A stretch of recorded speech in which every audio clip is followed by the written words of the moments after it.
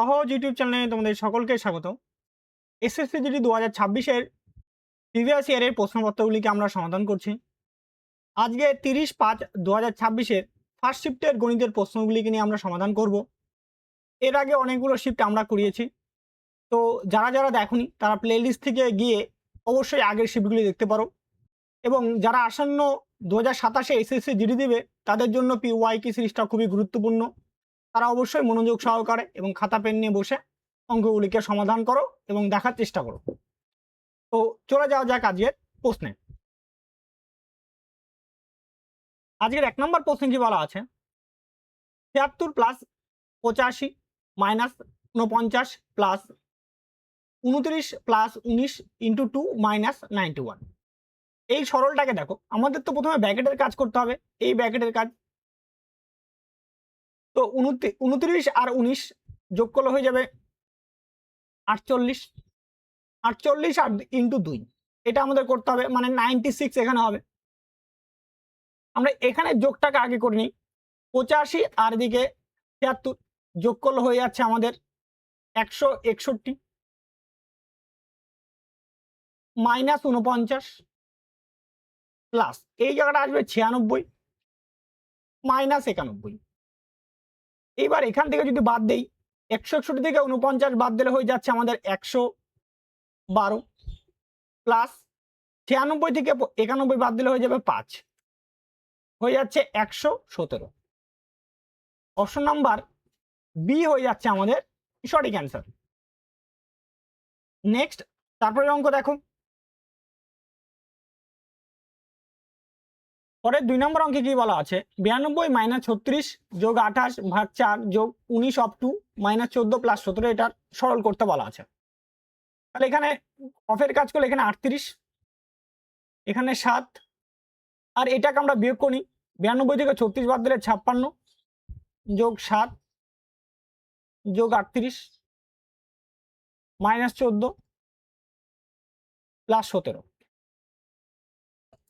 56 আর 7 63, 56 আর 7 63, 63 আর এদিকে 38, 38 হয়ে যাচ্ছে তোমার 101, 101 আর 17 হয়ে যাবে আমাদের এদিকে 118 মাইনাস 14, তাহলে আসবে 104। অপশন নাম্বার সি হয়ে যাচ্ছে আমাদের সঠিক অ্যান্সার। নেক্সট, তারপরে অঙ্ক দেখো, পরের 3 নম্বর অঙ্ক তাকে সরল করতে বলা আছে। তো আমরা এটা 0.36 ডিভাইডেড বাই 0.00036, তাহলে 5টা ঘর আছে, তার উপরে কটা ঘর বসলো, 1 লেগে 5টা শূন্য, আর এই পয়েন্টের জন্য 1 আর 5টা ঘরের জন্য 5টা শূন্য, আর এই পয়েন্টের জন্য নিচে কত 1 আর 2টা আছে 2টা শূন্য। এবার 2টা শূন্য কি হলো কাটা, 36 কি হলো কাটা, তাহলে পরে থাকছে 1000। অপশন নাম্বার সি হয়ে যাচ্ছে আমাদের সঠিক অ্যান্সার। নেক্সট, তারপরে অঙ্ক দেখো,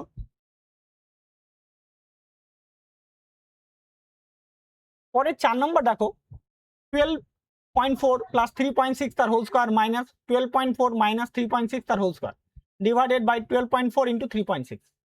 অ্যাকচুয়ালি দেখো এইটাকে না, এটা বীজগণিতিক সূত্র, একদম বীজগণিতিক সূত্র, ঠিক আছে, বীজগণিতিক সূত্রের সাহায্যে করা আছে। এটা আছে ফর্মুলা, এটা ফর্মুলা লেখা আছে a প্লাস বি তার whole square minus a minus B তার হোল স্কোয়ার সমান সমান 4ab সূত্র লেখা আছে।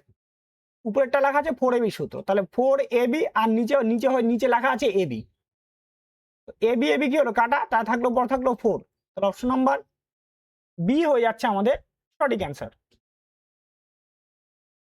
নেক্সট, তারপরে অঙ্ক দেখো, পরের 5 নম্বর অঙ্কটা, এটাও একটা সরল বলে দেওয়া আছে।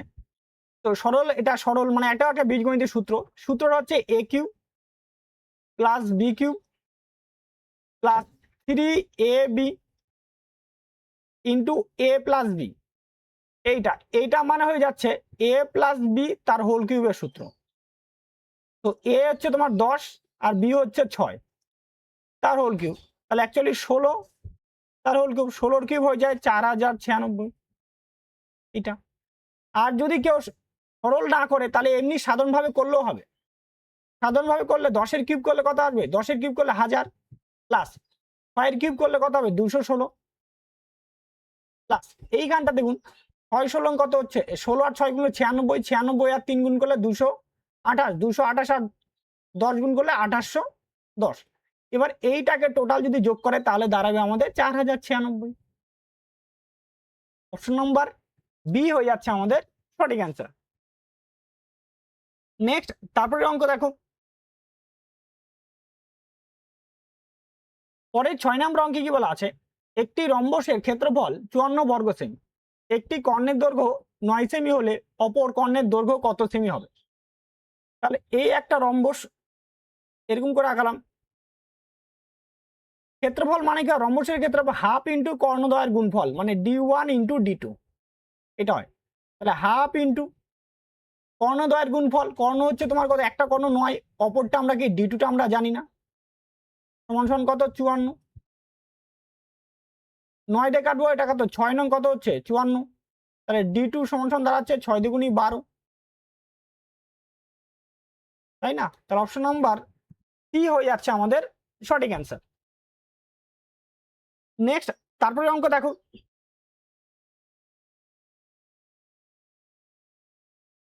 পরে 7 নম্বর অঙ্কে কি বলা আছে? একটি রম্বসের কর্ণগুলোর সমষ্টি 14 সেমি, রম্বসটির ক্ষেত্রফল 24 বর্গ সেমি, রম্বসটির বাহুর দৈর্ঘ্য কত? মানে এই একটা রম্বস,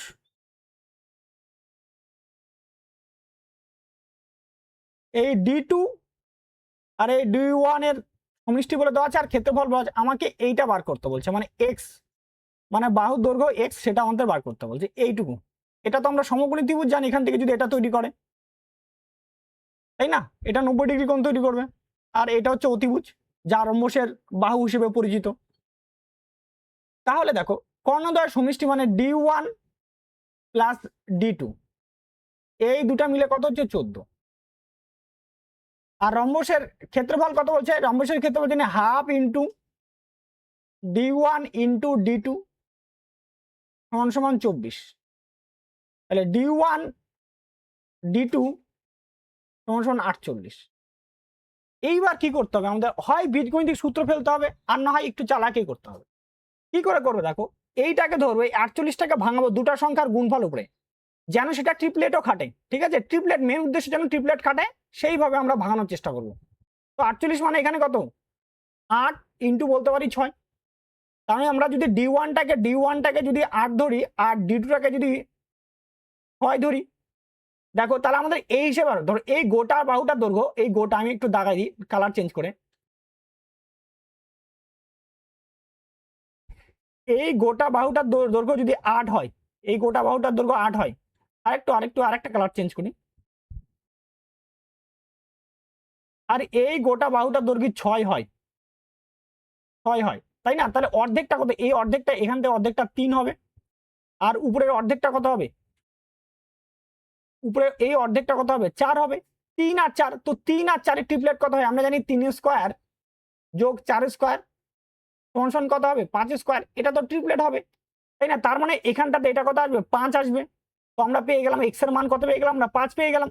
তাহলে রম্বসের বাহুর দৈর্ঘ্য কত হলো? 5 সেন্টিমিটার। অপশন নাম্বার বি হয়ে যাচ্ছে আমাদের সঠিক অ্যান্সার। এইভাবে করব। আর যদি ইনকেস ট্রিপলেট যদি না যেত, তাহলে আমাদের বীজগণিতিক ফর্মুলা বের করে আমাদের ওটা ফেলে করতে হতো। ঠিক আছে, বীজগণিতিক ফর্মুলা ছাড়া হবে না, আর না হলে তোমাকে এইভাবে ভাবতে হবে। ক্লিয়ার ব্যাপারটা? নেক্সট তারপরে অঙ্ক দেখো,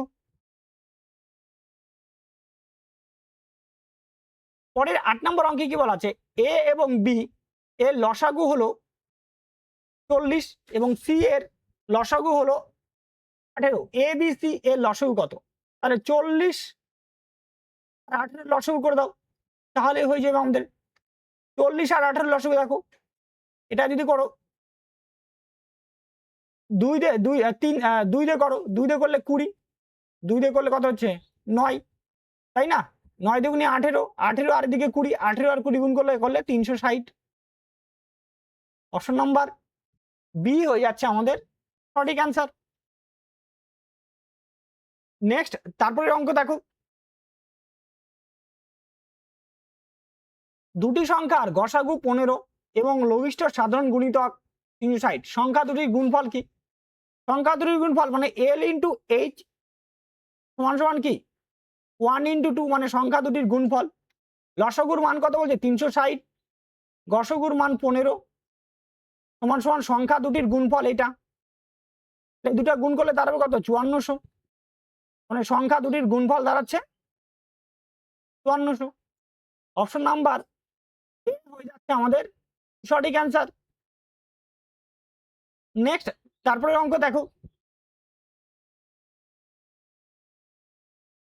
পরের অঙ্ক বলছে এ বি এর থেকে 50% কম, বি এ এর থেকে কত শতাংশ বেশি? তো এ এখানে বি, এ হচ্ছে 100, এ হচ্ছে 50, তাহলে 50 এ যদি 50 হয় তাহলে এখানে কত বেশি আছে? 50ই বেশি আছে। 50 বেশি মানে কি 100% বেশি। অপশন নাম্বার সি হয়ে যাচ্ছে আমাদের সঠিক অ্যান্সার। নেক্সট তারপরের অঙ্ক দেখো, পরের 11 নম্বর প্রশ্নকে বলা আছে জিনিসের বিক্রয় মূল্য ও ক্রয় মূল্যের অনুরূপ যথাক্রমে 550 ও 500 টাকা, তাহলে লাভের শতাংশ কত? 500 টাকা সিপি, 550 টাকা এসপি। 5 ভাগ করলে 100, আর এখানে কত হচ্ছে তোমার 110, তাহলে 100 টাকার জিনিস 110 টাকায় বিক্রি করছে, তাহলে 10% লাভ। অপশন নাম্বার বি হয়ে যাচ্ছে আমাদের সঠিক অ্যান্সার। নেক্সট তারপরে অঙ্ক দেখো, যদি 500 এর 25% এ এর চেয়ে 25% বেশি হয় তবে এ এর মান কত?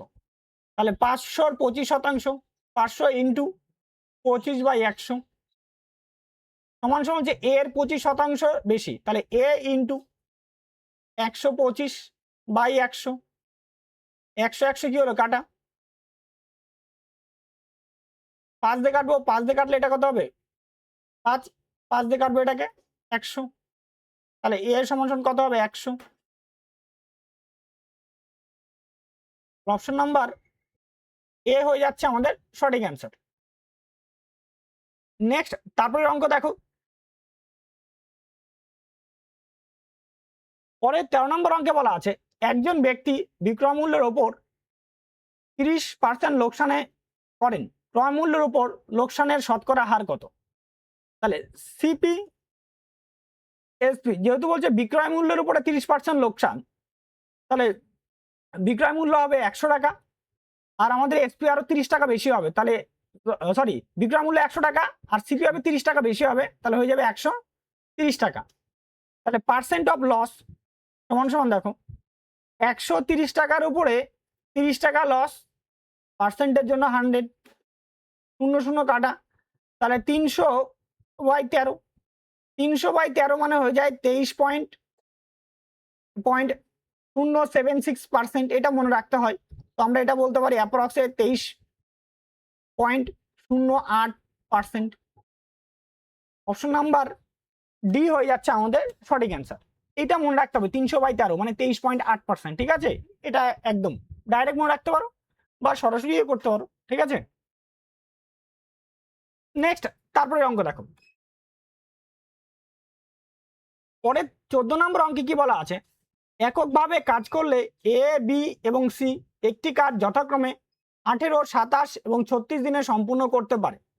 এ বি সি একত্রে কত দিনে একই কাজের 2/3 কাজ সম্পূর্ণ করতে পারবে? 18, 27, 36, লসগু হবে 108, তাহলে এটা 6, 4, 3, তাহলে 108 ইন্টু হবে কত অংশ 2/3, 2/3 ডিভাইডেড বাই 6, 4, 10 আর 3 13, 3 দিয়ে কাটবো, 3 দিয়ে কাটলে 36, 36 দুগুণে 72, 72/13 দিনে। অপশন নাম্বার এ হয়ে যাচ্ছে আমাদের সঠিক অ্যান্সার। নেক্সট তারপরের অঙ্ক দেখো, পরের 15 নম্বর বলছে এ এবং বি 4200 টাকা একটি নির্দিষ্ট 42 টাকার একটি কাজ হাতে নেয়।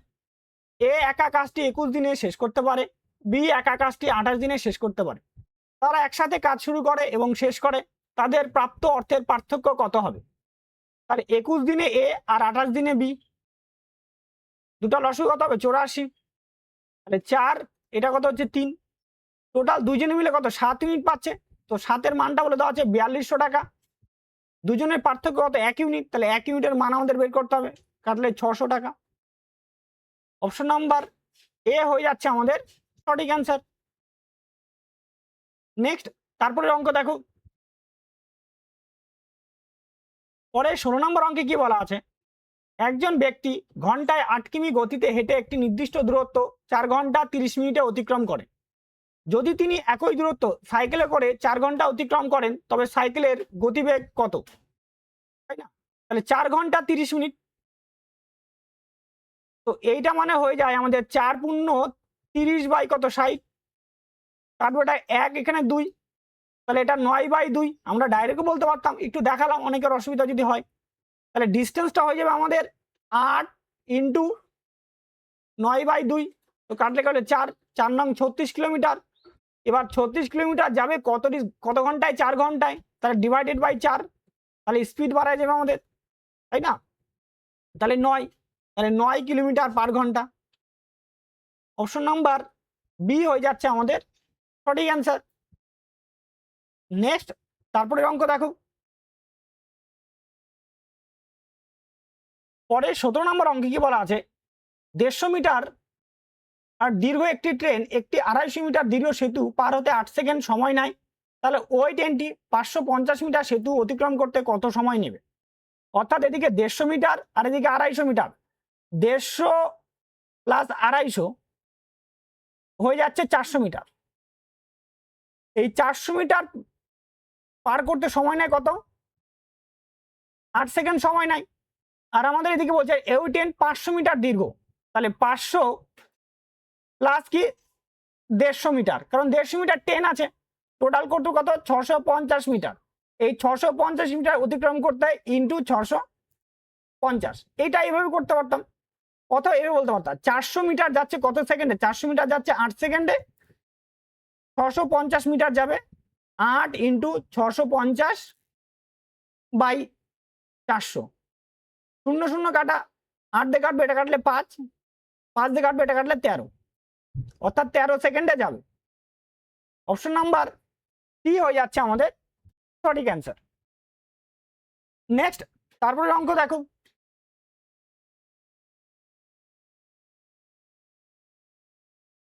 পরের 18 নম্বর অঙ্কে কি বলা আছে, একটি পণ্য 30% লোকসানে বিক্রি করা হয়, যদি প্রদত্ত ছাড় বিক্রয় মূল্যের 7/10 অংশের সমান হয়, তাহলে পণ্যটির চিহ্নিত মূল্যের কত শতাংশ এর ক্রয় মূল্য, তাই না? দেখো তাহলে সিপি, এসপি, এমপি, সিপি কত আছে, সিপি যদি আমরা 100 ধরি, 30% লোকসানে বিক্রি করছে, 30% লোকসানে মানে কত হচ্ছে 70-এ বিক্রি করছে।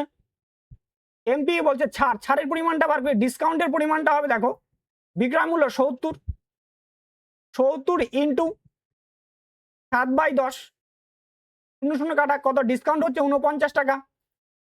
আর সেলিং প্রাইস কত, সেলিং প্রাইস আছে তোমার 70 টাকা, তাহলে আমাদের এমপি দাঁড়াবে 70 প্লাস 49 মানে 119 টাকা। এবার বলছে পণ্যটির চিহ্নিত মূল্যের উপর কত শতাংশ ক্রয় মূল্য, চিহ্নিত মূল্য কত 119 টাকা, ক্রয় মূল্য কত 100, পার্সেন্টের জন্য 100, তো এটাকে যদি ভাগ করো তাহলে দাঁড়াবে আমাদের 84.03%, ঠিক আছে, 84.03%। পরে 19 নম্বর প্রশ্নে কি বলা আছে, একটি পণ্যের উপর পর 30% ও 20% ছাড় দেওয়ার পর যদি পণ্যটির ধার্য মূল্য 500 টাকা হয় তবে মোট ছাড়ের পরিমাণ কত? তাহলে আগে ছাড়ের পরিমাণটাই বের করে নিই, 30% প্লাস 20% মাইনাস 30 ইন্টু 20 বাই 100, 0 0 কাটা 0 0 কাটা, এখানে 50 থেকে 6 বার দাও তাহলে 44%, তাহলে এটা মোট ছাড় পেয়ে গেলাম আমরা। তাহলে 500 ইন্টু 44/100, 2 0 কাটা, তাহলে দাঁড়াচ্ছে 220 টাকা। অপশন নাম্বার বি হয়ে যাচ্ছে আমাদের সঠিক অ্যান্সার। নেক্সট তারপরে অঙ্ক দেখো, পরের 20 নম্বর অঙ্কে কি বলা আছে, একটি পণ্যের উপর পরপর 2 বার 10% ও 30% ছাড় দেওয়া হলো, মোট ছাড়ের পরিমাণ কত? তাহলে 10% প্লাস 30% মাইনাস 10 ইন্টু 30/100, 00 কাটা 00 কাটা 40 থেকে 3 বাদ দাও, তাহলে হয়ে যাচ্ছে 37%। অপশন নাম্বার ডি হয়ে যাচ্ছে আমাদের সঠিক উত্তর। ব্যাস, আজকে তোমাদের শিফট কমপ্লিট করা হলো, 20টা অঙ্ক 30 তারিখে শিফট কমপ্লিট করা হলো। এরপরে শিফট তাতেই নিয়ে হাজির হব আমরা। তো অবশ্যই কমেন্টে ভালো খারাপ অবশ্যই বলো, কার কি কেমন লাগলো এবং কে কতটা অ্যান্সার সঠিকভাবে করতে পারলে। তো দেখার জন্য, পাশে থাকার জন্য অসংখ্য ধন্যবাদ। সবাই ভালো থাকো, সুস্থ থাকো। জয় হিন্দ।